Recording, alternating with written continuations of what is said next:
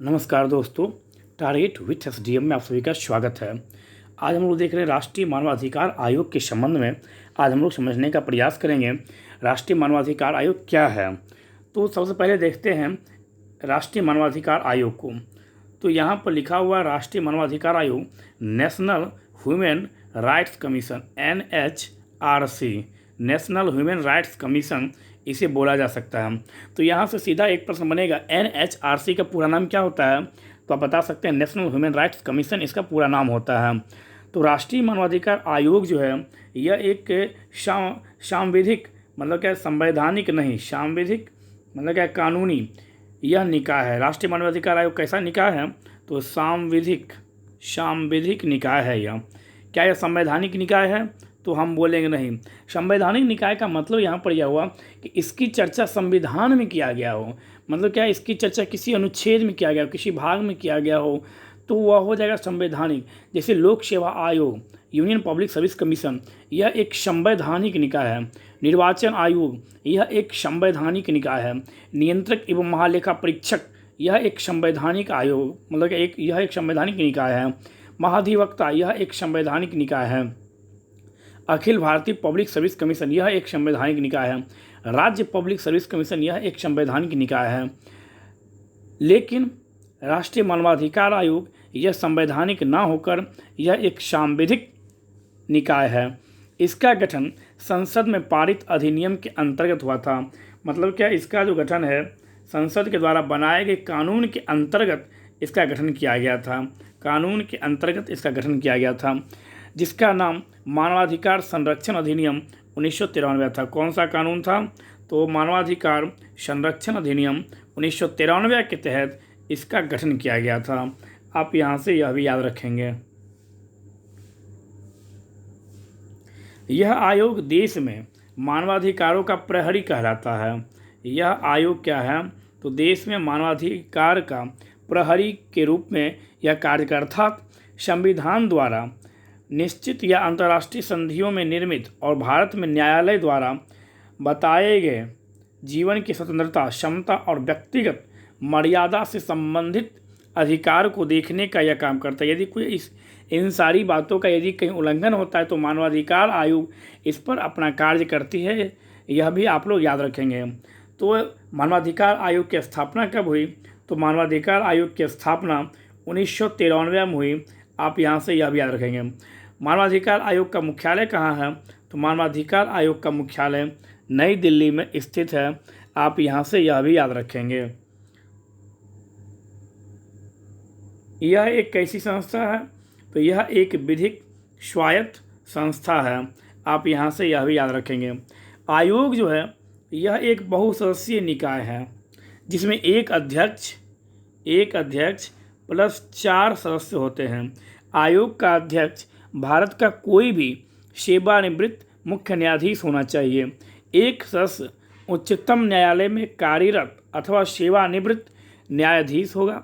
एक सदस्य उच्च न्यायालय में कार्यरत या सेवानिवृत्त मुख्य न्यायाधीश होना चाहिए। 2 अन्य व्यक्तियों को मानवाधिकार से संबंधित जानकारी अथवा कार्यानुभव होना चाहिए। तो यह हो गया कितना, कुल 4 सदस्य हो गए इस आधार पे। नेक्स्ट इसी में है देखना हमें कि मानवाधिकार आयोग से में कुल कुछ पूर्णकालिक सदस्य के अतिरिक्त, मतलब क्या, वे 4 तो हो गए पूर्णकालिक सदस्य। इनके अतिरिक्त आयोग में 4 पदेन सदस्य भी होते हैं। 4 पदेन सदस्य भी होते हैं आयोग में। यह भी आप लोग याद रखिएगा। तो राष्ट्रीय अल्पसंख्यक आयोग के अध्यक्ष इसके सदस्य होते हैं। राष्ट्रीय अनुसूचित जाति व राष्ट्रीय अनुसूचित जनजाति आयोग के अध्यक्ष इसके सदस्य होते हैं। और राष्ट्रीय महिला आयोग के जो अध्यक्ष हैं वह भी राष्ट्रीय मानवाधिकार आयोग के सदस्य के रूप में कार्य करते हैं। आप यहाँ से यह भी याद रखेंगे।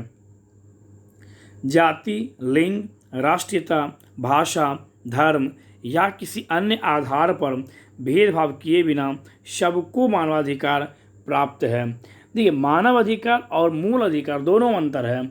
मानव अधिकार जो सभी को प्राप्त हो, जो मानवाधिकार हो वह सभी को प्राप्त है, और मूल अधिकार वह किसी देश के संविधान के द्वारा किसी सीमा के अंतर्गत बंधे हुए जो अधिकार हैं उसे हम लोग मूल अधिकार कहते हैं, जबकि मानवाधिकार किसी देश के संविधान के द्वारा प्रदान नहीं किया जाता है और यह किसी देश की सीमा से बंधा हुआ अधिकार नहीं है। तो हम लोग याद रखेंगे, मूल अधिकार किसी देश के द्वारा दिए गए संविधान के द्वारा, और वह अधिकार जो किसी देश की सीमा से बंधा हुआ हो, राज्य की सीमा से बंधा हुआ हो, मतलब फंडामेंटल राइट। मानवाधिकार किसी देश की संविधान के द्वारा या मानवाधिकार किसी देश की सीमा से बंधा हुआ नहीं, किसी राज्य की सीमा से बंधा हुआ नहीं होता है, तो उसे हम लोग मानवाधिकार कहते हैं। मूल अधिकार संविधान द्वारा प्रदान किया जाता है। मानवाधिकार जन्म लेने के साथ ही जो मानव का जो अधिकार है वो आपको प्राप्त हो जाता है, तो यह भी हम याद रखेंगे। तो यहाँ बोला गया जाति, लिंग, राष्ट्रीयता, भाषा, धर्म या किसी अन्य आधार पर मानवाधिकार जो है वह बिना भेदभाव को सबको प्राप्त है। यहाँ पर यह भी बतलाया गया है। मानवाधिकार मुख्यतः जीवन और स्वतंत्रता का अधिकार, गुलामी और यातना से मुक्ति का अधिकार, काम और शिक्षा का अधिकार सम्मिलित करता है। मानवाधिकार क्या सब? तो जीवन और स्वतंत्रता का अधिकार, यह आपका फंडामेंटल राइट में भी दिया गया है, तो यह भी याद रखेंगे। गुलामी का अधिकार मतलब कि कष्ट सहने से मुक्ति दिलाने का अधिकार, काम और शिक्षा का अधिकार, जो एक ह्यूमन राइट्स का जो अधिकार है, जो मतलब क्या मानव का अधिकार है, वह सारा चीज़ मानवाधिकार आयोग के द्वारा प्रदान किया जाता है। मतलब क्या, यदि कहीं पर इस तरह का कहीं कोई उल्लंघन होता है मानव के अधिकारों के साथ, तो मानवाधिकार आयोग इस पर एक्शन लेने के लिए बाध्यता है। कोई भी व्यक्ति इन अधिकारों को प्राप्त करने का हकदार होगा। यहाँ पर क्या है, कोई भी व्यक्ति इन अधिकारों को प्राप्त करने का हकदार होगा। यहाँ पर कहीं पर भी नहीं लिखा गया है कि सिर्फ भारत के व्यक्ति या सिर्फ विदेशी व्यक्ति, यहाँ पर स्पष्ट कर दिया गया है कोई भी व्यक्ति। जबकि फंडामेंटल राइट जहाँ हम लोग पढ़ते हैं, मौलिक अधिकार, वहाँ पर दे दिया गया अनुच्छेद 15, 16, 19, 29, 30, ये 5 अनुच्छेद केवल भारतीय नागरिकों को, इसके अलावा जो भी अनुच्छेद, जो भी मौलिक अधिकार हैं, वह दोनों व्यक्तियों को, भारतीय और विदेशी दोनों व्यक्ति जो इंडिया में रह रहे हैं। जबकि यहाँ पर क्या दिया है, कोई भी व्यक्ति, मतलब क्या मानव अधिकार जो है वह किसी भी व्यक्ति को दिया जा सकता है। मूल अधिकार संविधान के द्वारा प्रदान किया जाता है, इस बात को स्पष्ट कर दिया गया है। आप लोग इसको समझने का प्रयास कीजिएगा। अध्यक्ष की नियुक्ति किस द्वारा की जाती है? मानवाधिकार आयोग में अध्यक्ष की नियुक्ति किस द्वारा की जाती है? तो आयोग के अध्यक्ष व सदस्यों की नियुक्ति राष्ट्रपति द्वारा प्रधानमंत्री के नेतृत्व में गठित 6 सदस्यीय समिति की सिफारिश पर होती है। तो सीधा यदि पूछे एग्जाम में तो आप बता सकते हैं अध्यक्ष की नियुक्ति राष्ट्रपति द्वारा किया जाता है, लेकिन कैसे? तो प्रधानमंत्री की अध्यक्षता वाली समिति लोकसभा अध्यक्ष, राज्यसभा के उपसभापति, संसद के दोनों सदनों के मुख्य विपक्षी दल के नेता तथा केंद्रीय गृह मंत्री की सिफारिश पर राष्ट्रपति को जो नाम दिया जाता है उसे राष्ट्रपति के द्वारा नियुक्त किया जाता है। आपको भी पता है कि भारत में राष्ट्रपति जो है वह नाम मात्र का है। कार्यपालिका संवैधानिक प्रमुख होने के बावजूद भी मुख्य रूप से कार्य कौन करता है? प्रधानमंत्री। मतलब क्या, COM काउंसिल ऑफ मिनिस्टर्स के सलाह पर ही, सिफारिश पर ही राष्ट्रपति किन्हीं को, किसी भी व्यक्ति को नियुक्त करते या कोई भी कार्य करते हैं। तो यहाँ पर भी यही दिया गया है, लेकिन यहाँ पर प्रधानमंत्री की अध्यक्षता में एक कमेटी रहेगी। उस कमेटी के मेंबर रहेंगे लोकसभा के अध्यक्ष, राज्यसभा के उपसभापति, यहाँ पर उपसभापति बोला गया ना कि प्रधान सभापति। प्रधान सभापति तब उपराष्ट्रपति होगा। लेकिन आप थोड़ा सा सोच लीजिए, क्या प्रधानमंत्री के अंतर्गत या प्रधानमंत्री के अंदर उपराष्ट्रपति मेंबर हो सकते हैं? नहीं हो सकते हैं। तो यहाँ पर भूल से भी उपराष्ट्रपति मत सोचिएगा, उपसभापति जो होंगे। और संसद के दोनों सदनों के मुख्य विपक्षी दल के नेता तथा केंद्रीय गृह मंत्री इसके मेंबर होंगे। और इस कमेटी द्वारा जिस नाम की सिफारिश की जाएगी उसे राष्ट्रपति के पास भेजा जाएगा और राष्ट्रपति महोदय उसे मानवाधिकार आयोग के अध्यक्ष या सदस्य के रूप में नियुक्त करेंगे। इसका कार्यकाल 3 वर्ष या 70 वर्ष। कितना कार्यकाल होता है? 3 वर्ष या 70 वर्ष। आप इससे पहले जितना भी पढ़े होंगे भारतीय संविधान में, तो सबका कार्यकाल 5 वर्ष या 65 वर्ष या 6 वर्ष या 65 वर्ष, दोनों में से जो पहले हो, इस प्रकार से आप पढ़े होंगे। लेकिन यह पहला ऐसा है जिसमें देखिए कितना अच्छा से लिखा हुआ, 3 वर्ष या 70 वर्ष, जो भी पहले हो।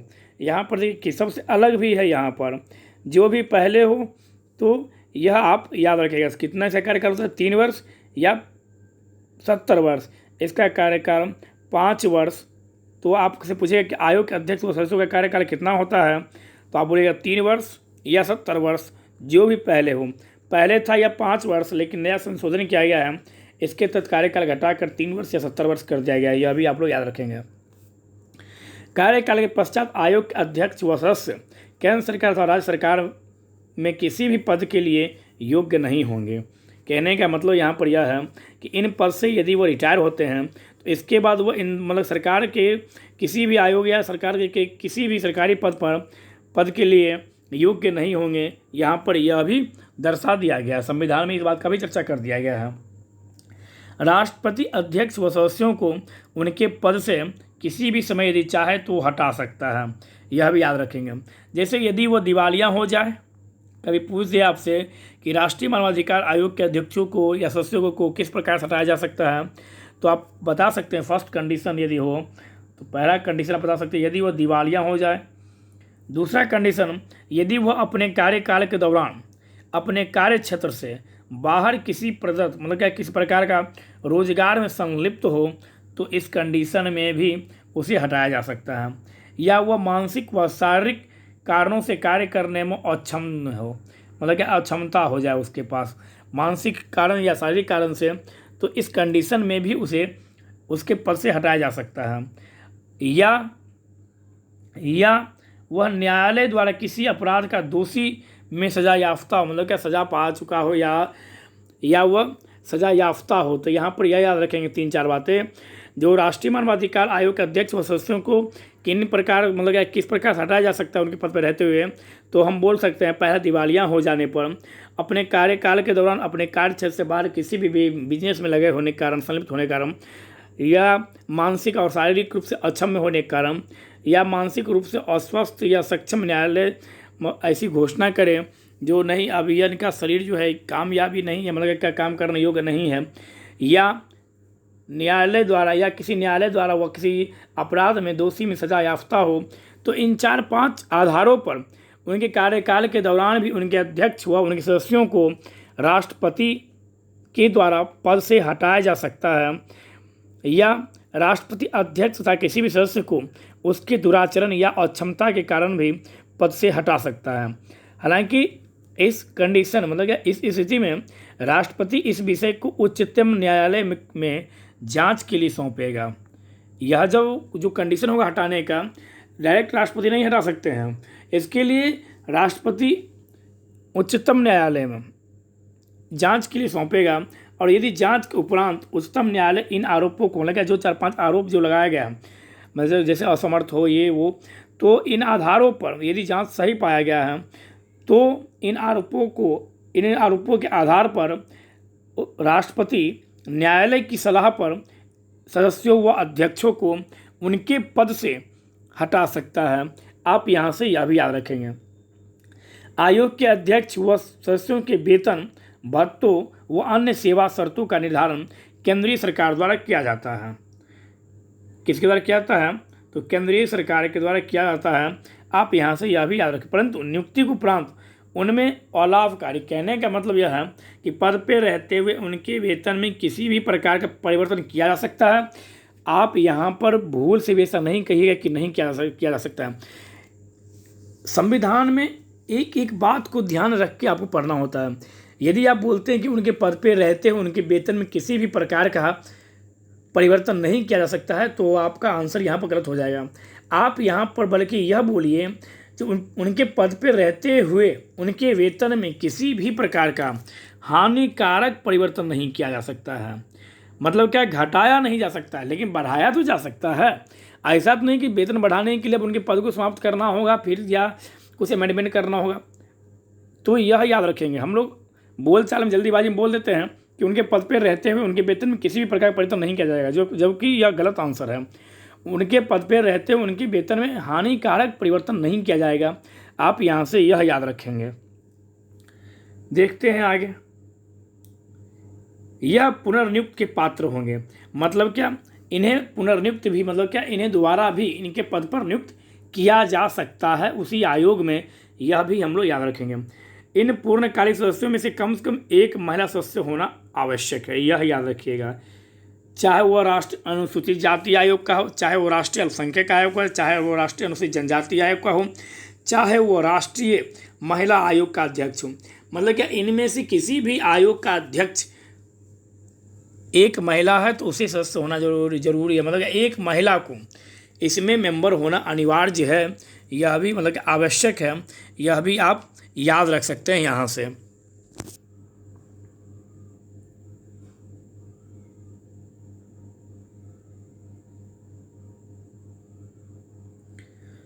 तो राष्ट्रीय मानवाधिकार आयोग जो है यह मानवाधिकारों के उल्लंघन की जांच करता है तथा किसी लोक सेवक के समक्ष प्रस्तुत मानवाधिकार उल्लंघन की प्रार्थना करता है जिसकी यदि वो अवहेलना करता है, न्यायालय में लंबित किसी भी मानवाधिकार से संबंधित कार्यवाही में हस्तक्षेप कर सकता है। यह कौन? तो मानवाधिकार आयोग जेलों व बंद गृहों में जाकर वहाँ की स्थिति का अध्ययन करता है और इसके बारे में वह सिफारिश करता है। मतलब जेलों का यह निरीक्षण कर सकता है मानवाधिकार आयोग, क्योंकि जेल में जो बंदी रहते हैं फंडामेंटल राइट नहीं है, मानवाधिकार उन्हें भी प्राप्त है, उनका भी अधिकार है। यदि जेल में उन्हें यातना दी जाती, कष्ट दी जाती है, सही ढंग से अंदर में व्यवस्था नहीं है कि बंदियों के लिए बंदी में, तो इनका भी ख्याल वहाँ रखा जाता है। और यदि उनको सही टाइम पर खाना नहीं दिया जाता या खाना में कुछ त्रुटि, मतलब क्या एक तरह से मानव को जो चाहिए संतुलित आहार या जो भी हो, तो यदि इन सब का उल्लंघन कहीं हो रहा है तो यह वहाँ पर जाकर जांच कर सकता है, यह वहाँ पर देख सकता है और यह उसकी सिफारिश करेगा कि ऐसा नहीं इस तरह से होना चाहिए। आतंकवाद सहित उन सभी कारणों की समीक्षा करना जिनसे मानवाधिकार का उल्लंघन होता है, इनसे बचाव के उपायों की यह सिफारिश करता है। कौन? मानवाधिकार आयोग मानवाधिकारों के क्षेत्रों में शोध करता है और इसे प्रोत्साहित करने का भी कार्य मानवाधिकार आयोग का कार्य है। मानवाधिकार के क्षेत्र में कार्यरत सरकारी और गैर सरकारी संगठनों के प्रयासों की मानवाधिकार आयोग के द्वारा सराहना किया जाता है, मतलब प्रोत्साहन किया जाता है। और ऐसा आवश्यक कार्य को करना जो मानवाधिकारों के प्रचार के लिए आवश्यक हो, इस प्रकार का कार्य भी मानवाधिकार आयोग के द्वारा किया जाता है। आयोग का प्रधान कार्यालय दिल्ली में स्थित है तथा वह भारत में अन्य स्थानों पर भी अपना कार्यालय मानवाधिकार आयोग खोल सकता है। आयोग की अपनी कार्य प्रणाली है तथा वह यह करने के लिए अधिकृत है और आयोग के पास सिविल न्यायालय जैसे सभी अधिकार व शक्तियाँ तथा इसका न्यायिक भी है। कहने का मतलब यह है कि मानवाधिकार आयोग के पास सिविल न्यायालय की जैसे शक्ति है, मतलब जितना पर सिविल न्यायालय को उतना पावर मानवाधिकार आयोग को भी दे दिया गया है। आप ये न्यायिक अधिकार यह भी आप याद रखिएगा। आयोग केंद्र अथवा राज्य सरकार से किसी भी जानकारी अथवा रिपोर्ट की मांग कर सकता है। तो बहुत ही पावरफुल बना दिया गया है इस आयोग को, यह केंद्र सरकार हो या राज्य सरकार हो, इससे मानवाधिकार आयोग के मानव के अधिकार से संबंधित किसी भी प्रकार के दस्तावेज को, किसी भी प्रकार की रिपोर्ट को यह मांग कर सकता है। आयोग के पास मानवाधिकारों के उल्लंघन से संबंधित शिकायतों की जांच हेतु एक स्वयं का जांच दल होता है। मानवाधिकार आयोग के पास एक जांच दल होता है जो मानव के अधिकारों के उल्लंघन होने पर उसकी जांच करता है। केंद्र अथवा राज्य सरकारों की किसी भी अधिकारी या जांच एजेंसी की सेवाएं ले सकता है। किसी भी अधिकारी से या कोई भी जांच एजेंसी है यदि राज्य या केंद्र का, तो उसका यह मदद ले सकता है। यह आयोग जो है वह गैर सरकारी संगठनों के बीच एक सहभागिता के रूप में भी कार्य करता है और मानवाधिकार उल्लंघन की सूचना प्राप्ति करने में यह सहायता प्रदान करता है। आयोग किसी मामलों की जांच के लिए अधिकृत नहीं है। मतलब क्या? वैसा मामला जो इसको घटे हुए, मतलब क्या, जिसका उस घटना का मतलब उस घटना के घटित हुए 1 वर्ष से अधिक हो गया हो। कहने का यहाँ पर यह है कि आयोग उन्हीं मामलों की जांच कर सकता है जिन्हें घटित हुए 1 वर्ष से कम समय हुआ हो। 1 वर्ष पहले जो घटना घट गया है उसकी जांच मानवाधिकार आयोग के द्वारा नहीं किया, मतलब 1 वर्ष के भीतर जो घटना घटी है उनका जांच ही राष्ट्रीय मानवाधिकार आयोग के द्वारा किया जा सकता है। आप यहाँ पर यह भी याद रखेंगे। आयोग जो है पीड़ित व्यक्ति को क्षतिपूर्ति या नुकसान के भुगतान के लिए सरकार या प्राधिकरण को सिफारिश कर सकता है।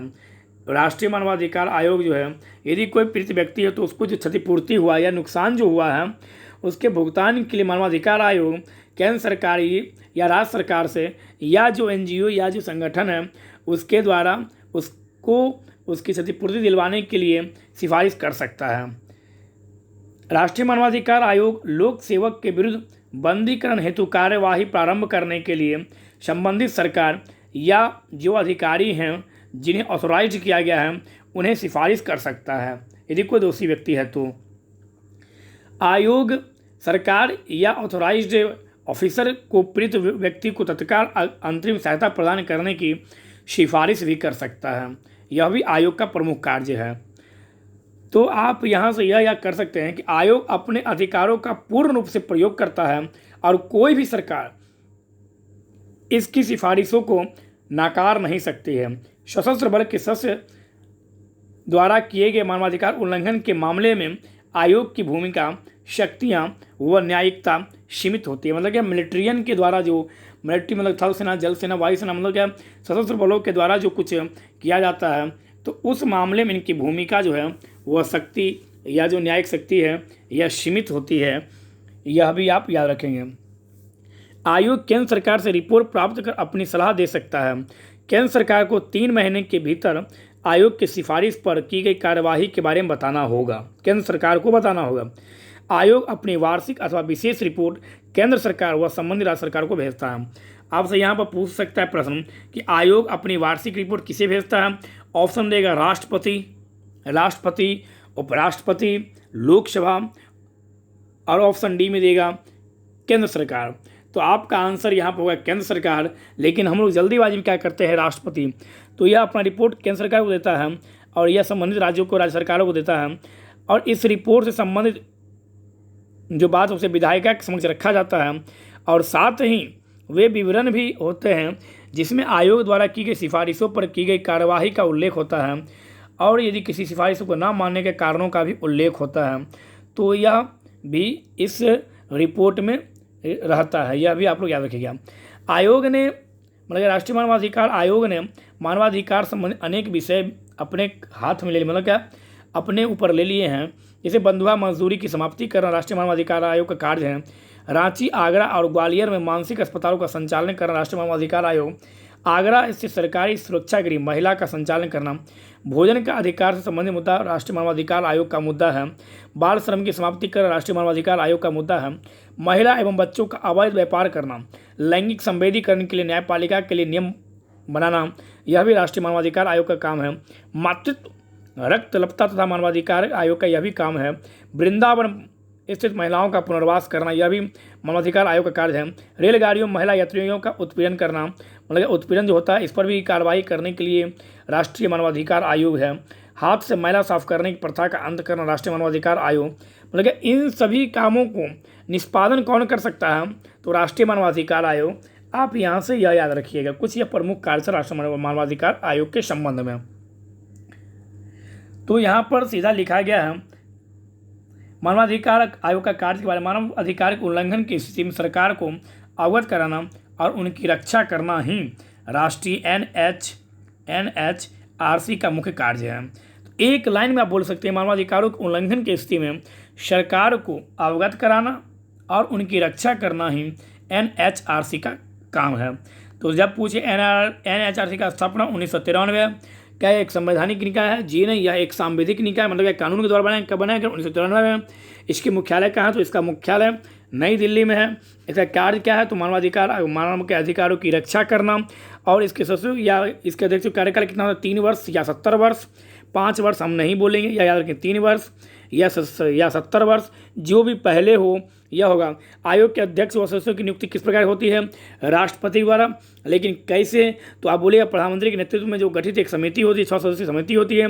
उस समिति के सिफारिश पर उस समिति में प्रधानमंत्री होते हैं, लोकसभा के अध्यक्ष होते हैं, राज्यसभा के उपसभापति होते हैं, संसद के दोनों सदनों के मुख्य विपक्षी दल के नेता होते हैं, वह केंद्रीय गृह मंत्री होते हैं। और इसके अतिरिक्त भारत के मुख्य न्यायाधीश की सलाह पर उच्चतम न्यायालय के किसी न्यायाधीश अथवा उच्च न्यायालय के किसी मुख्य न्यायाधीश की नियुक्ति हो सकती है। यह भी आप लोग याद रखेंगे। तो इस प्रकार से आज हम राष्ट्रीय मानवाधिकार आयोग के संबंध में देखे हैं जो मानव के अधिकारों की रक्षा करता है और यहाँ से 1-2 प्रश्न बनने की पूरी संभावना रहती है। तो इसलिए आप इसको थोड़ा सा ध्यान रखिएगा और यदि हो सके तो आप इसका एक अपना नोट्स बना लीजिएगा। इसके संबंध राष्ट्रीय मानवाधिकार आयोग टॉप पे लिख के आप इसके बारे में लिख सकते हैं। तो यह एक भारतीय संविधान का ये एक चर्चित और यह एक महत्वपूर्ण टॉपिक था जिसको लेकर मैं आप लोगों के सामने आया हूँ। और आप लोगों को यह वीडियो अच्छा लगा होगा, और यदि इसमें कोई भी समझने में कहीं से कोई भी दिक्कत हो तो आप कमेंट्स बॉक्स में पूछ सकते हैं। तो आपके लिए यहाँ पर आज प्यारा सा प्रश्न है एक, वह प्रश्न है राष्ट्रीय मानवाधिकार आयोग के अभी वर्तमान अध्यक्ष कौन है? तो आप लोग बोलिएगा HL दत्तू। तो प्रश्न यह नहीं है, प्रश्न यह है कि राष्ट्रीय महिला आयोग के अध्यक्ष कौन है, यह आपको बताना है।